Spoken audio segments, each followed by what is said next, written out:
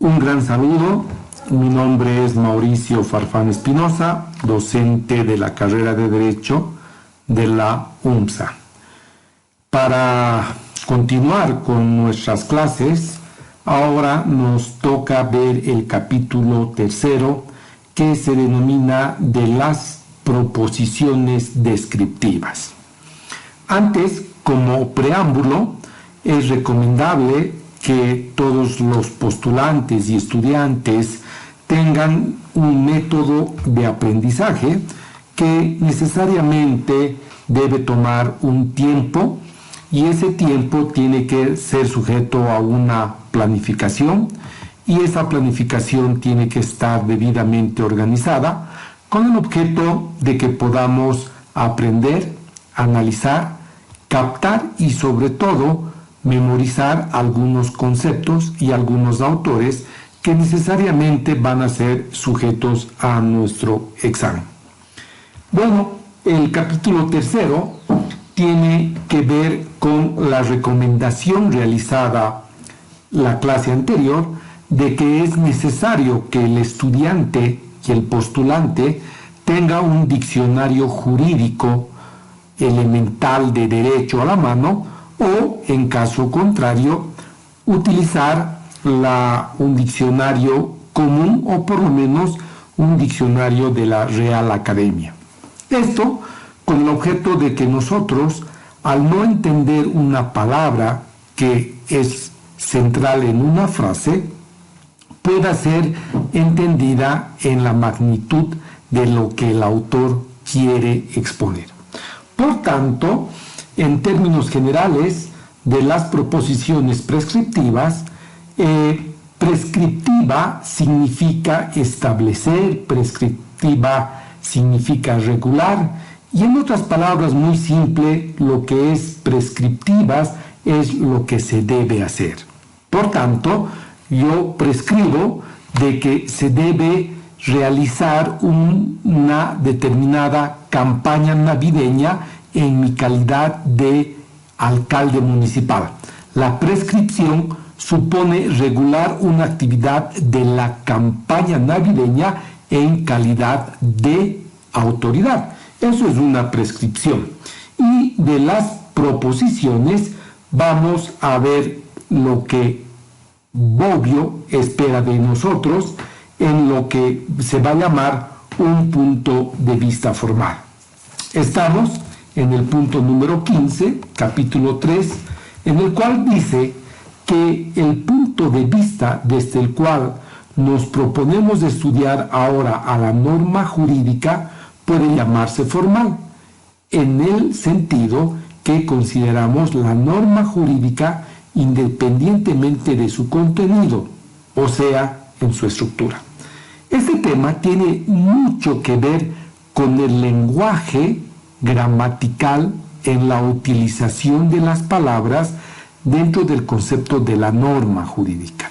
Todas estas clases estamos viendo la norma jurídica, esa conducta del ser humano llamada derecho a través de la norma jurídica que va a regular el comportamiento, el hacer o el no hacer o el dar como fruto de la actividad humana. Por tanto, si hablamos de una prescripción general, el autor nos dice, si has matado con premeditación, debes sufrir la prisión perpetua. Ahí está, de manera general, cómo en una prescripción establece una regulación de una determinada conducta ante la eventualidad de que una persona mate con premeditación. ¿Qué es premeditación? Con alevosía, con fuerza, con dolo. Entonces, obviamente, cuando uno actúa de manera dolosa, con malicia, con premeditación, obviamente en el ejemplo deberá sufrir una prisión perpetua. Eso es una proposición descriptiva de lo que vamos a ver y obviamente es necesario que nosotros tengamos presente de que el abogado, el estudiante de derecho, tiene que tener primero un lenguaje propio, dos, un lenguaje técnico. Y tercero, el derecho supone su propio lenguaje para exponer y expresar las ideas de la norma jurídica. Si ustedes, solamente como ejemplo, van a una atención médica, nunca el médico les va a hablar en términos normales, porque le puede decir tienen una laringitis crónica, lo que para nosotros puede ser un simple o un dolor de garganta. En el derecho supone lo mismo, porque el lenguaje técnico que ustedes van a aprender a partir del concepto de la teoría general del derecho es precisamente introducirlos a un lenguaje que durante su vida académica como universitario van a ser preparados en las diferentes ramas del derecho para determinar su propio lenguaje. Entonces, lo que se viene será el objeto de nuestro estudio, la norma jurídica en su estructura lógica lingüística. Perfecto, eso ya lo hemos dicho. Frente al conjunto de normas jurídicas, nuestro problema será preguntarnos qué tipo de proposiciones son ellas y si son proposiciones prescriptivas y de qué tipo son esas proposiciones. ¿Qué clase de proposiciones prescriptivas comprenden? Entonces, obviamente van a haber proposiciones prescriptivas permisivas, prohibitivas, sancionatorias, etcétera, etcétera. Entonces, este tema nos está hablando en manera simple cómo la norma jurídica va a expresar al individuo la forma y cómo debe comportarse. Entonces, dentro de lo que nosotros queremos que ustedes aprendan es de que por formalismo jurídico se entiende una consideración exclusiva del derecho como forma, aunque la polémica antiformalista no distingue siempre un tipo de formalismo del otro, o a causa de ello surge una gran confusión bajo el nombre genérico de formalismo jurídico. El autor cree que se debe comprender tres teorías diferentes que tienen diversos puntos de vista en la forma como se van a expresar estas proposiciones prescriptivas. Entonces, estas van a ser rechazadas, van a ser argumentadas y las vamos a ver de la forma en que Bobbio la va a expresar. Entonces, ¿cuál es el primer punto de vista con referencia a esta? Un primer tipo de formalismo en el derecho es el que se llama formalismo ético. Es decir, aquella doctrina que considera justo lo que es conforme a ley y como tal rechaza todo criterio de justicia que esté por encima de las leyes positivas y con fundamentos en el cual las mismas leyes positivas pueden ser evaluadas. Entonces, esta doctrina puede llamarse formal por cuanto establece que el principio del formalismo está constituido desde el punto de vista del valor ético. Vayamos a señalar la segunda teoría, o también llamada tipo de formalismo. Es un segundo tipo de formalismo que se va a llamar propiamente dicho formalismo jurídico y consiste en la doctrina según la cual característica del derecho no es prescribir lo que cada uno debe hacer, sino simplemente el modo según el cual cada uno debe actuar si quiere lograr sus propósitos. En consecuencia, el formalismo jurídico se remonta a la escuela de Kant, la escuela kantiana del derecho, que retoma por las corrientes neokantianas, según lo cual una de las características de la relación jurídica es que en ella no se considera la materia del arbitrio, es decir, en el que alguien se propone con el objeto que desea, sino únicamente la forma como quiera que estos dos arbitrios son considerados como absolutamente libres. ¿Qué es el arbitrio? Es la voluntad que tienen y la libertad que tienen las personas en el momento de expresar su conducta. Se recomienda nuevamente que ustedes revisen sus diccionarios jurídicos o un diccionario de la lengua española. Se recomienda, obviamente, la Real Academia, que pueden expresarlo directamente en el Google de manera digital. Entonces, por último, la teoría neokantiana con referencia a este segundo formalismo señala que el tercer tipo de formalismo, que se podría llamar el formalismo científico, tiene en cuenta ya no el modo de definir la justicia, ni el formalismo ético. Es decir, que concibe al derecho, es decir, a la norma jurídica, como una ciencia jurídica y la labor del jurista, a quien se le atribuye la tarea de elaborar el sistema de conceptos jurídicos tal cual se deduce de las leyes positivas. Por tanto, recapitulando, tenemos tres teorías que fundamentan las proposiciones descriptivas. El primer tipo de formalismo es del ético, el segundo es del formalismo jurídico y el tercero es el formalismo científico. Es decir, de que estas tres formas no deben confundirse porque cada uno se refiere a problemas diferentes. El primero, obviamente, responde a la pregunta de justicia, el segundo a la pregunta de derecho y el tercero a la interrogante cómo debe comportarse la ciencia jurídica.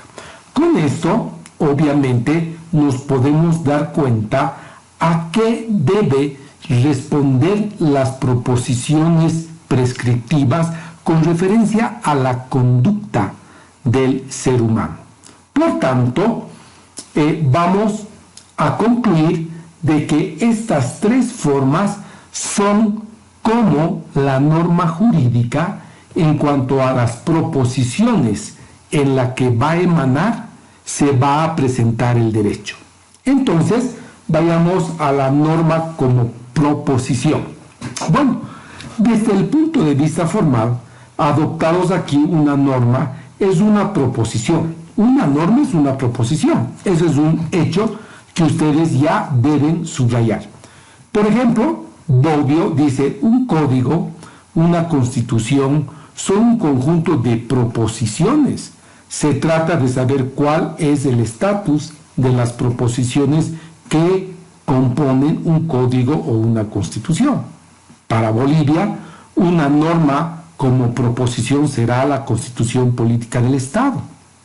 También será una norma de proposición el Código Penal, como el Código Civil, el Código de Comercio. Eso en términos latos, es decir, en términos generales, la norma es una proposición.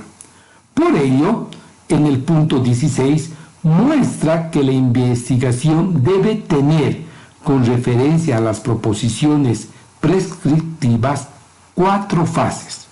Primero, que la norma jurídica, sujeto a estudio de las proposiciones prescriptivas y su diferenciación de los demás tipos de proposiciones. Esa es la primera fase. Segundo, que la norma jurídica en cuanto a las proposiciones deban tener un examen y crítica de las principales teorías basada en la estructura formal de la norma jurídica. Tercero, el estudio de los elementos específicos de la norma jurídica como prescripción y clasificaciones de las prescripciones jurídicas. Por proposición, y esto también pueden sacar de un diccionario jurídico, pero para Bobbio se entiende que debemos entender por proposición un conjunto de palabras que tiene un significado entre sí, es decir, es un conjunto. La forma más común de una proposición es lo que en la lógica clásica se llama un juicio, que es una proposición compuesta de un sujeto y de un predicado, unidos por una cópula. Por tanto, ¿por qué tenemos que nosotros estudiar el lenguaje y por qué el derecho tiene que tener un lenguaje técnico a partir de la construcción de proposiciones?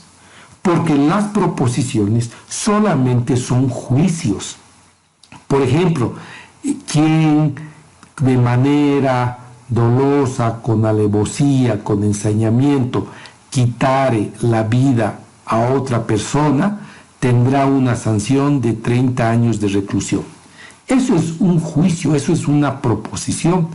Y el derecho tiene que ir a las proposiciones porque cada proposición, cada forma del lenguaje escrito y hablado va a configurar una norma jurídica.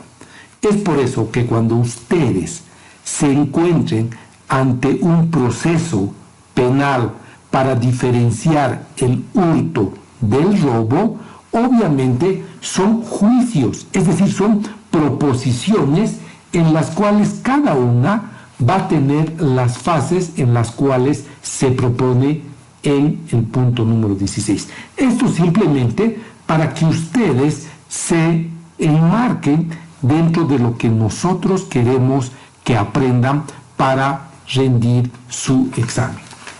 Entonces, hay que distinguir una proposición de un simple enunciado. Obviamente, por un enunciado entiendo la forma gramatical y lingüística por el cual se expresa un significado, por lo que la misma proposición puede tener diversos enunciados y el mismo enunciado puede expresar diferentes proposiciones. ¿Qué es un enunciado? El enunciado, si quieren poner como ejemplo, es la propuesta que quiere hacer el ministro de Justicia de hacer una modificación a la Constitución Política del Estado para que ésta sea sujeto a un referéndum. Esa es una proposición enunciativa porque pueden haber diferentes tipos de proposiciones que puedan venir de la siguiente manera. No es necesario hacer un referéndum y modificar la Constitución porque se puede hacer la reforma mediante ley. Eso es otra proposición. Segundo, puede ser una proposición enunciativa de que solamente el órgano legislativo puede proponer la modificación a las leyes. Esas son proposiciones enunciativas que obviamente tienen que ser tomadas en cuenta. Cuando decimos que una norma jurídica es una proposición, queremos decir que es un conjunto de palabras que tiene un significado, con fundamento en lo que hemos dicho atrás. La misma proposición normativa que puede formular con diferentes enunciados. Lo que interesa al jurista cuando interviene una ley en su significado. Porque lo que hacen los abogados y los juristas obviamente es la interpretación de las proposiciones prescriptivas con lo que nosotros queremos entender y queremos juzgar en el caso de que llegue a manos de un juez. Porque si ustedes hablan de una proposición prescriptiva de impuestos y luego hablas de tasas y hablas de patentes, estos tres términos tienen proposiciones descriptivas totalmente diferentes. Entonces, es muy importante para el estudiante de derecho saber los enunciados lingüísticos, técnicos, científicos para la construcción de las normas jurídicas. Por ejemplo, vamos a ver prescripciones en cuanto al matrimonio. ¿Cuándo existe matrimonio? Cuando se celebra ante un oficial de registro cívico. Esa es una prescripción, una proposición descriptiva de lo que se entiende el matrimonio. Pero si hablamos una unión libre o también llamada concubinaria, el único requisito es la manifestación de voluntad. Véase que en el mundo de la norma jurídica y en el mundo del derecho, las proposiciones descriptivas tienen un significado propio, especial y específico que hace, obviamente, las formas y las funciones donde se va a establecer la norma jurídica. Por tanto, vamos a ver que en el punto 17, con referencia a las formas y funciones, que hay varios tipos de proposiciones que se pueden distinguir con base en dos criterios: la forma gramatical y la función. Entonces, según la forma gramatical, las proposiciones se distinguen principalmente de declarativas, interrogativas, imperativas y exclamativas. Por tanto, nosotros tenemos que ver que estas formas en las cuales tienen de manera gramatical, y es por eso que nosotros casamos el libro de Bobbio con la forma de escribir, con la forma de leer, con la forma de utilizar gramaticalmente los términos, porque en algo que se diferencia la abogacía con diferencia a otras ciencias sociales es la propiedad específica en la utilización de las proposiciones, que no es más que ese conjunto de normas que principalmente pueden ser declarativas, interrogativas, imperativas y exclamativas.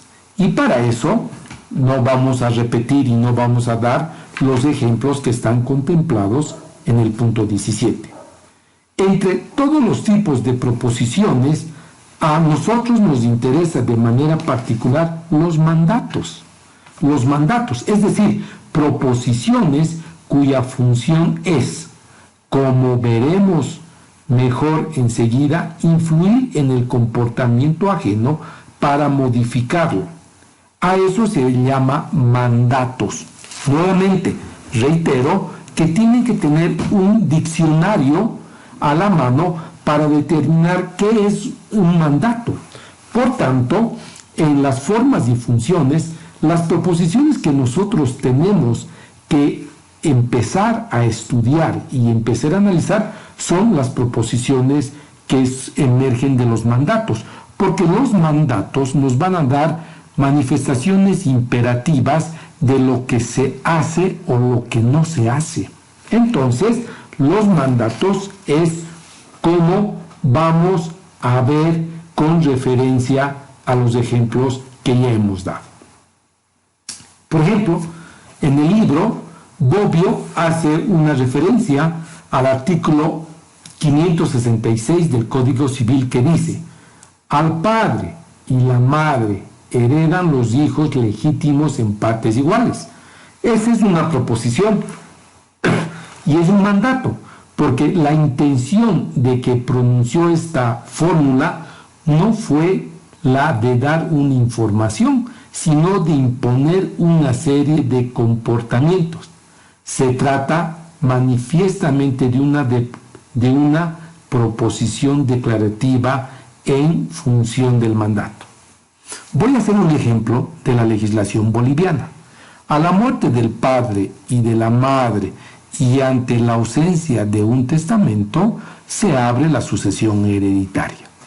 Este ejemplo es una proposición de carácter de mandato, porque aquí tenemos que ver los presupuestos de la proposición descriptiva.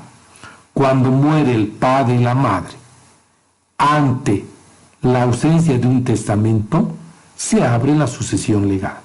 La hipótesis es, muerto el padre y la madre, ante la ausencia de un testamento, se abre la sucesión hereditaria.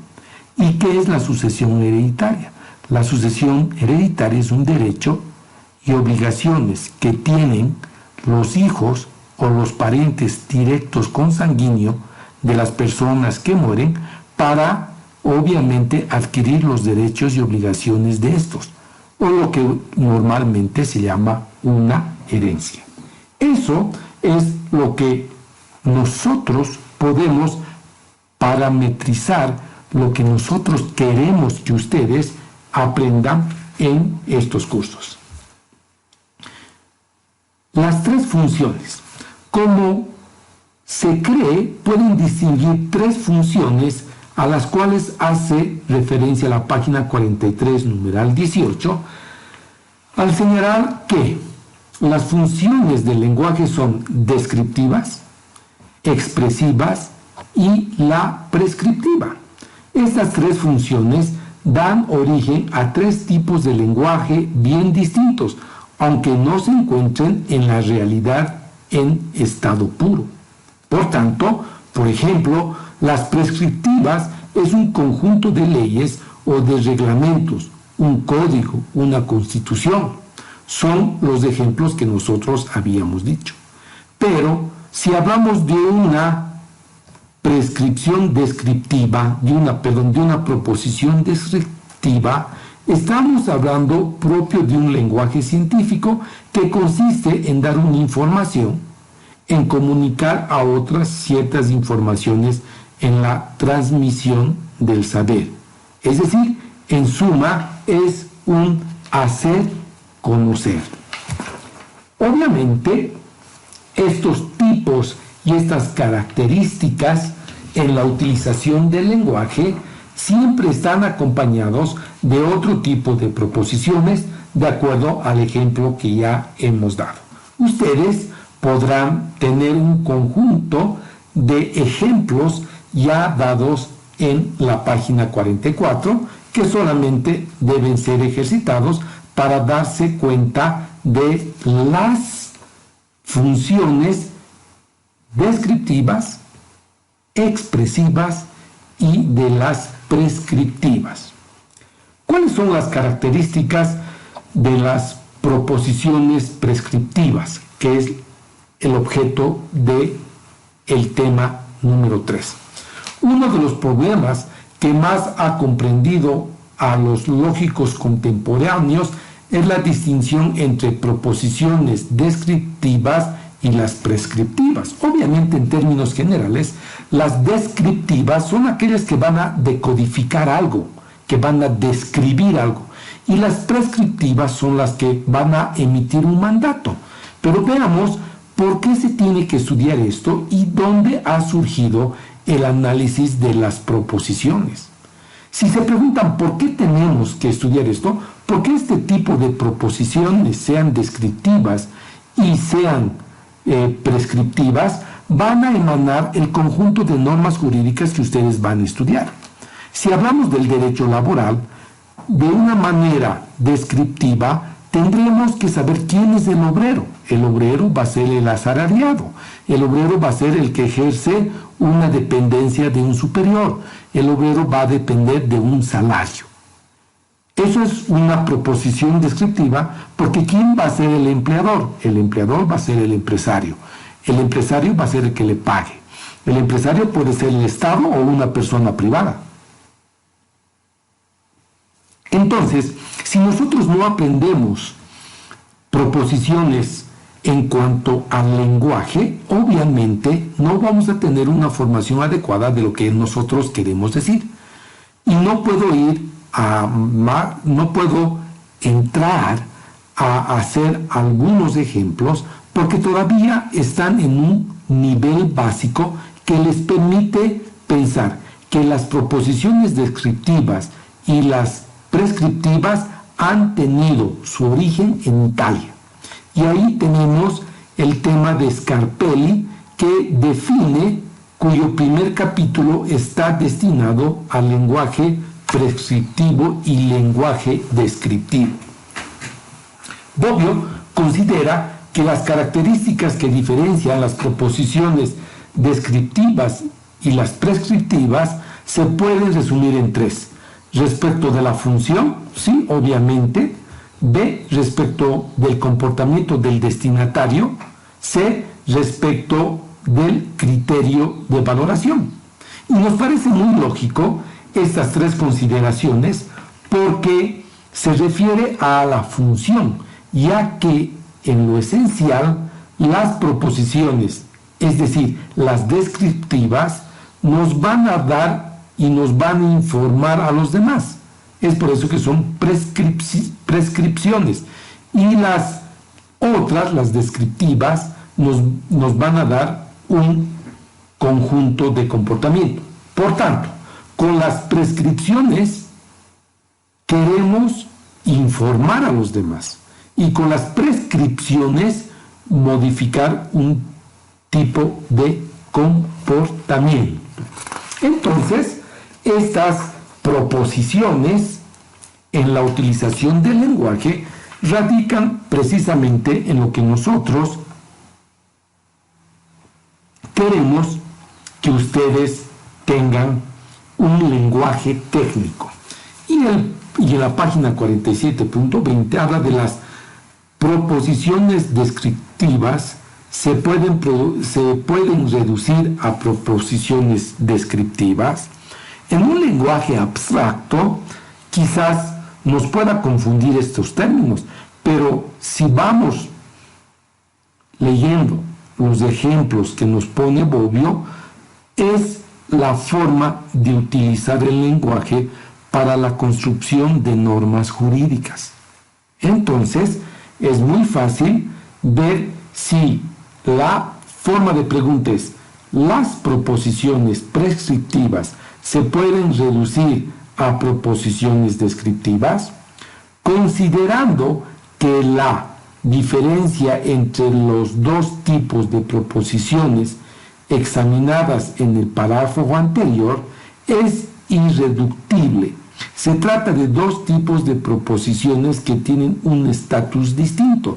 Por tanto, el autor dice que no, que inicialmente que no se podría reducir un tipo de proposición a la otra porque tienen un estatus distinto, pero no debemos dejar pasar el silencio de las series de tentativas de las reducciones que se han producido en las diferentes escuelas, principalmente las de los autores que están señalando obviamente la forma como se van a expresar. Es claro que esta reducción, con referencia al ejemplo de la página 20, ¿sí? Del punto 20, página 47, perdón, debe establecer el tipo de mandatos y el conjunto de palabras significantes cuya función es modificar el comportamiento de las demás. Como verán, estas formas y estos ejemplos a los cuales nos estamos sometiendo en el análisis tiene que ver una relación con el tipo de lenguaje que nosotros estamos utilizando, porque el arte de la abogacía está obviamente en referirnos a la forma en la cual nosotros hablamos, nosotros articulamos un conjunto de mandatos a partir de la norma. El legislador, por ejemplo, es el que construye a esa norma jurídica. El juez será quien interprete y el abogado será quien la aplique. Por tanto, lo que nosotros tenemos que ver que todo este lenguaje de proposiciones prescriptivas tiene un vínculo relacionado con la construcción de la norma jurídica. Y estos conceptos lingüísticos son elementales porque no podemos, por un ejemplo, olvidarnos de que entre el dolo y el hurto son proposiciones descriptivas totalmente diferentes.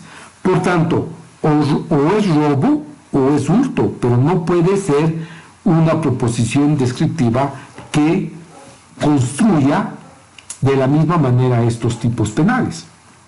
Entonces, es necesario añadir y considerar que una ley permanentemente en el tiempo y, como dicen algunos juristas, durante su existencia, se separa de la voluntad del legislador y continúa con su función de mandato inmediatamente de la valoración que le dieron el origen.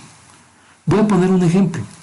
Cuando se tuvo el Código Santa Cruz de 1834, el adulterio era un delito. ¿Qué es el adulterio? El adulterio es el esposo o la esposa que mantiene relaciones sexuales con un tercero comete el delito de adulterio. Eso establecía el Código de 1834, el Código Civil. Posteriormente, la despenalización de ese momento, cuando se crea el Código de las Familias en 1970, en los años 70, se establece que ya no es un delito, sino que es una causal de divorcio.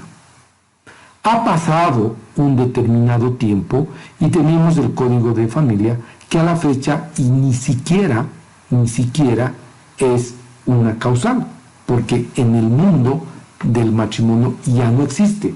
Entonces, eso es la intención y la valoración que le dio origen a esa determinada proposiciones prescriptivas. Bueno, estos temas son tan lindos porque cuando vemos la página 55, hablamos de los imperativos autónomos y los heterónomos.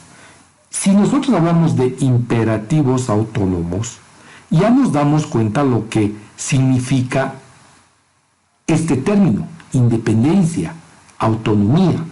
Heterónomos, diversidad. Entonces, se recomienda, obviamente, que volvamos a revisar nuestros diccionarios jurídicos. Imperativos autónomos y heterónomos son las consideraciones precedentes donde tratamos de demostrar la autonomía de las categorías de las proposiciones prescriptivas en la relación con las otras dos categorías de las proposiciones prescriptivas y expresivas. Por tanto, obviamente, esta distinción es muy importante porque las heterónomas tendrán un concepto diferente a las autónomas, porque respecto a un sujeto activo y pasivo se distinguen imperativos autónomos de los heterónomos, porque obviamente la heteronomía son imperativos en los cuales quienes dictan una norma y quien ejecuta son las personas diversas. Por tanto, respecto a los ejemplos que podemos encontrar, esa distinción de imperativos es obviamente y siempre Bobbio va a señalar la distinción históricamente importante que fue introducida por Kant, Emmanuel Kant, de origen alemán, para caracterizar los imperativos formales en su relación con todos los demás imperativos. Para Kant, los imperativos morales y solo ellos son autónomos. ¿Por qué son autónomos? Porque están en el fuero interno de la persona. Y solo ellos van a ser autónomos, obviamente. Autónomos porque la moral consiste en los mandatos en que el hombre, en cuanto ser racional, se da a sí mismo, sin recibir de ninguna otra autoridad que no sea su propia razón. Por tanto, una decisión o un pensamiento moral dentro de nuestro fuero interno es totalmente autónomo. Y dice, cuando el hombre, en vez de obedecer a la legislación de la razón, obedece a los instintos, a las pasiones, a los intereses, sigue imperativos que lo desvían del cumplimiento del sí mismo. Por tanto, la autonomía de la voluntad es la cualidad que tiene la voluntad de la ley por sí misma. Vamos a poner un ejemplo. Yo quiero celebrar un contrato de compra-venta de un auto. La única persona que puede celebrar es el que tiene el auto y el que quiere comprar, pero no me pueden obligar a comprar un auto que no quiero. Por tanto, el vendedor no puede obligarme a que le compre, porque simplemente o no me gusta el color o no me gusta el modelo. Por tanto, Kant dice que la autonomía de la voluntad es la cualidad que tiene la voluntad de ser ley por sí misma. Muy claro, porque mi decisión, mi querer, mi voluntad se expresa por medio de la manifestación de mi voluntad. Por tanto, esa conducta es obviamente autónoma en lo que Kant nos quiere señalar con referencia a esto. Y también Kant señala que la distinción entre imperativos autónomos y heterónomos tienen importancia para el estudio del derecho porque ha sustituido uno de los muchos criterios de los cuales se ha querido distinguir la moral del derecho. Siguiendo con Kant, se ha dicho que la moral se expresa siempre en imperativos autónomos y que el derecho lo hace con imperativos heterónomos. ¿Y qué es heterónomo? Heterónomo significa que es de aplicación general, donde participan más de dos personas.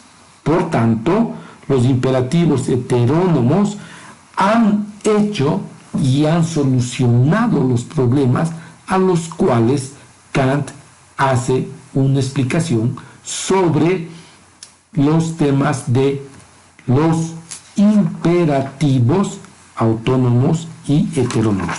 Por tanto, la norma jurídica tiene una característica que es heterónoma. ¿Qué quiere decir que es heterónoma?